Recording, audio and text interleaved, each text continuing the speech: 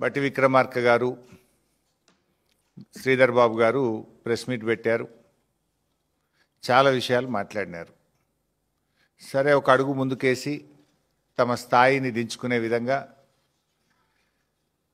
నన్ను పట్టుకొని unfit for politics అనేటువంటి మాట బట్టి విక్రమార్క గారు నన్ను ఉద్దేశించి మాట్లాడారు.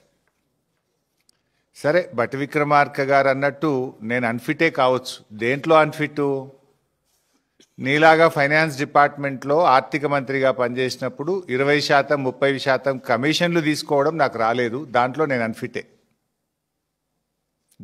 అన్ఫిటే. మీరు బాగా ఫిట్ ఇలా, ఎందుకంటే మీ ఫిట్నెస్ బయటపడ్డది కదా. ఫైనాన్స్ డిపార్ట్మెంట్ చరిత్రలో ఏ రోజు కూడా కాంట్రాక్టర్లు వచ్చి సెక్రటరియట్లో ఆర్థిక శాఖ కార్యాలయం ముందు ధర్నా చేసిన చరిత్ర ఏ రోజన్నా ఉందా? ఈ రాష్ట్ర చరిత్రలో మన ఊరు మనబడి బిల్లులు ఇవ్వండి అని కాంట్రాక్టర్లు ఫైనాన్స్ డిపార్ట్మెంట్ ముందు ధర్నా చేశారా?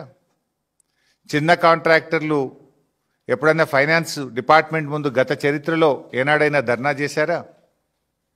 సర్పంచులు, మాజీ సర్పంచులు, మాజీ ఎంపీటీసీలు 10 సార్లు ధర్నాలు చేసి అరెస్టులైన చరిత్ర ఈ రాష్ట్రంలో ఎప్పుడైనా ఉందా? నోరు బారేసుకోవడం చాలా సులువు బట్టి గారు. Give respect and take respect. రాజకీయాల్లో ఫ్రస్ట్రేషన్లో నోరు జారితే మొదటికే మోసం వస్తుంది. సమాధానం ఉంటే చెప్పండి, లేదా మౌనంగా ఉండండి. నోరెందుకు బారేసుకుంటున్నారు? ఎవరు అన్ఫిట్?